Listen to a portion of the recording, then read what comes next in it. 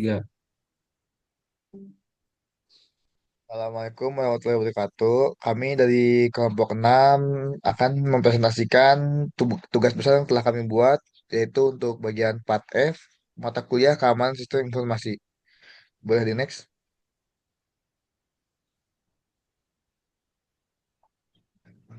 Di sini ada anggota kelompok kami. Yang pertama ada Rilga Lingga Visesa, lalu ada saya sendiri, Raden Dava, Rizky Ramadan, Hafiz Fazila Tinardi, dan juga Ignatius Jonathan. Boleh di next?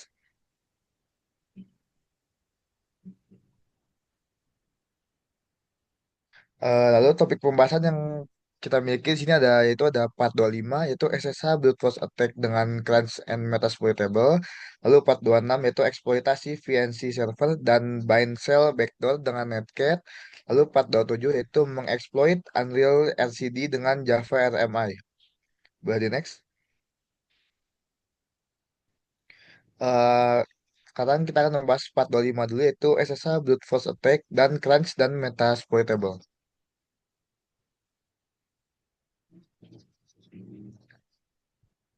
Dalam keamanan cyber, brute force attack adalah metode untuk menebak password secara otomatis melalui banyak percobaan. Studi ini mensimulasikan serangan brute force terhadap layanan SSH menggunakan dua alat, yaitu Crunch untuk membuat wordlist password dan juga Metasploitable untuk mencoba login ke target, yaitu Metasploitable 2 secara otomatis.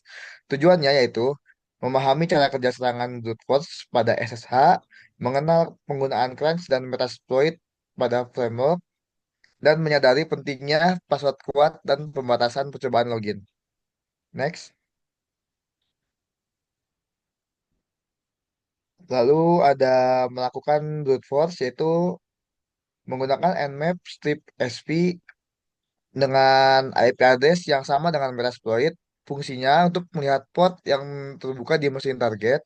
Dalam hal ini, kami menggunakan 192.168.0.2 dan mendapatkan informasi lebih lanjut tentang versi perangkat lunak yang berjalan di setiap port tersebut.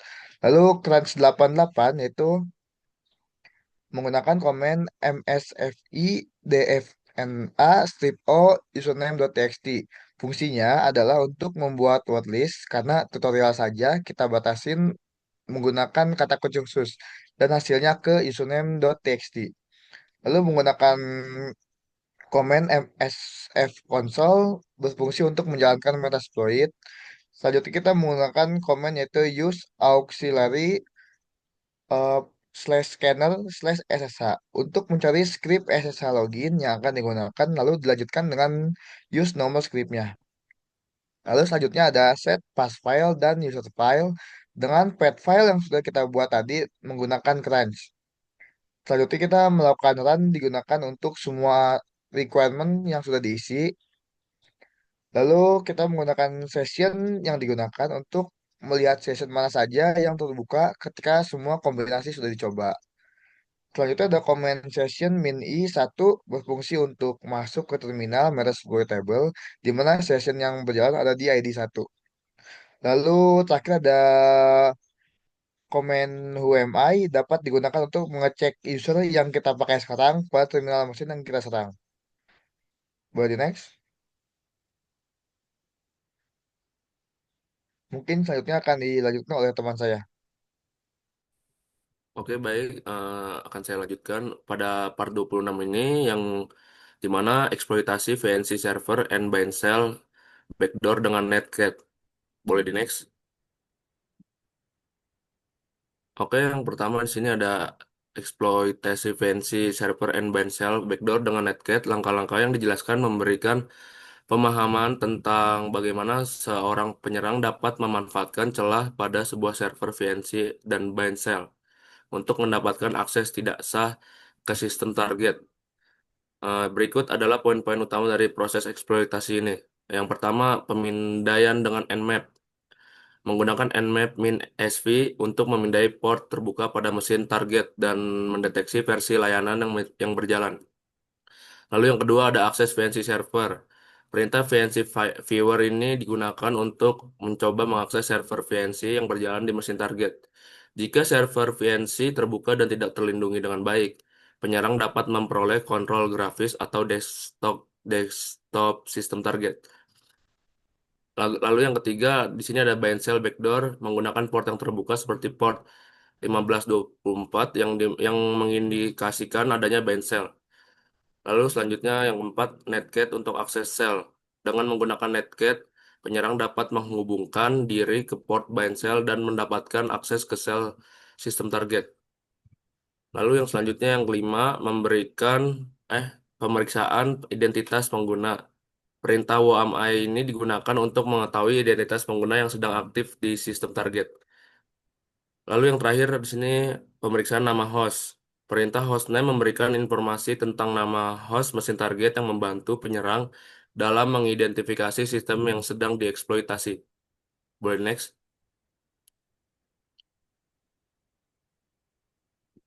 Berikut adalah langkah-langkah yang digunakan pada untuk mengeksploitasi VNC server. Yang pertama ada command nmap -sp dengan IP Metasploit sebagai target mesinnya, yaitu 10.176.11.83 yang dimana fungsinya untuk melihat port yang terbuka di mesin target dan mendapatkan informasi lebih lanjut tentang versi perangkat lunak yang berjalan di setiap port tersebut. Lalu yang selanjutnya ada VNC Viewer digunakan untuk mencoba menghubungkan ke mesin target yang memiliki server VNC yang berjalan pada port 5900.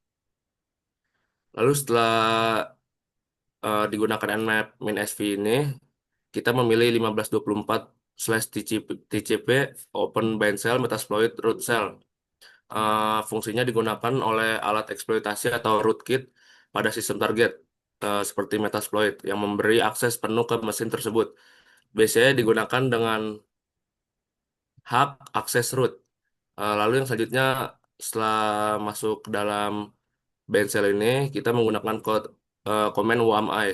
Digunakan untuk setelah berhasil mendapatkan akses ke mesin target. Perintah ini digunakan untuk mengetahui siapa yang saat ini sedang menjalankan sesi pada sistem tersebut. Apakah itu user biasa atau super user. Lalu yang selanjutnya ada hostname. Perintah hostname dapat digunakan untuk mengetahui nama perangkat target yang sedang diakses. Yang terakhir ada netcat, eh, 10.176.11.83 port 1524. Fungsinya digunakan untuk menghubungkan ke port 1524 pada alamat IP target. Boleh next. Oke, selanjutnya akan dijelaskan oleh rekan saya. Selanjutnya mengeksploit Unreal RCD dan Java RMI.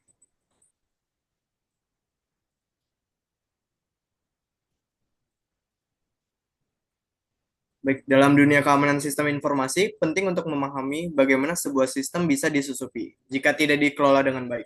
Salah satu pendekatan pembelajaran paling efektif adalah dengan simulasi eksploitasi terhadap sistem rentan menggunakan alat pen testing seperti Metasploit Framework.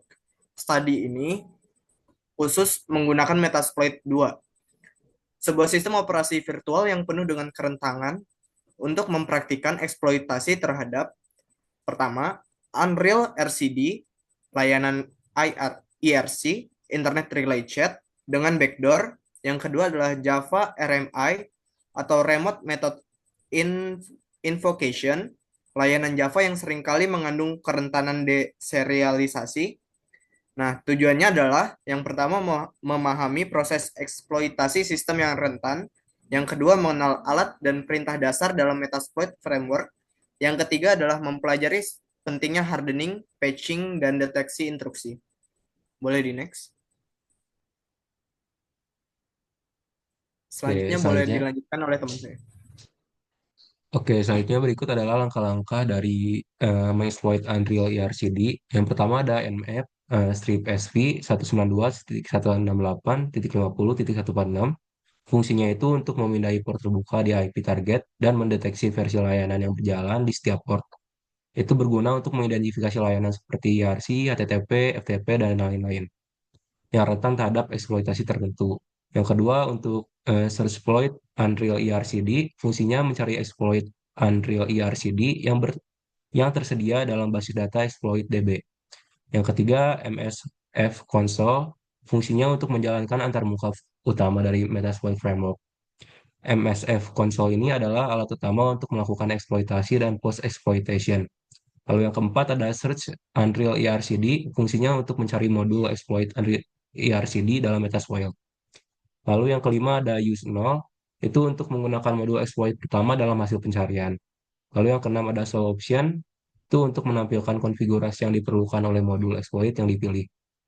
Lalu yang ketujuh ada set airhost 192.168.50.146 itu untuk menetapkan alamat IP target. Dalam hal ini IP dari Metasploitable untuk memberitahu Metasploit kemana exploit akan dikirim.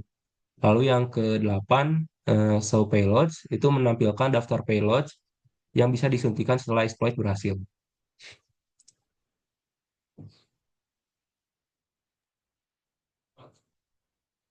Oke, selanjutnya Oke, ada selanjutnya itu set.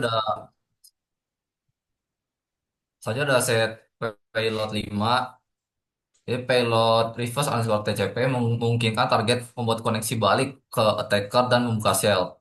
Selanjutnya ada run. Run itu digunakan untuk menjalankan eksploitasi dengan konfigurasi yang telah diset.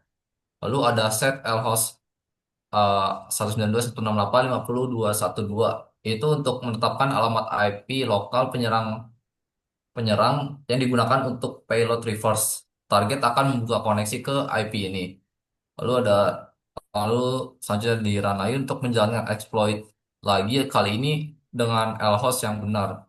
Boleh di next. Selanjutnya ada mengeksploitasi Java RMI. Ini yang pertama ada search Java underscore RMI. Dia itu untuk mencari mencari modul eksploitasi untuk layanan Java RMI. Lalu use satu itu menggunakan exploit pertama dari hasil pencarian. Modul ini digunakan untuk mengeksploitasi kerentanan pada server RMI. Lalu ada show option gunanya untuk menampilkan parameter modul Java RMI. Lalu selanjutnya ada set airhost 192.168.50.146. Itu untuk menetapkan alamat IP targetnya. Ini adalah alamat IP Metasploitable yang menjalankan layanan RMI. Lalu di run untuk meluncurkan eksploitasi terhadap Java RMI. Jika berhasil, kamu bisa mendapatkan shell atau akses ke sistem target. Sekian presentasi dari kelompok kami. Kurang lebihnya mohon maaf. Wassalamualaikum warahmatullahi wabarakatuh.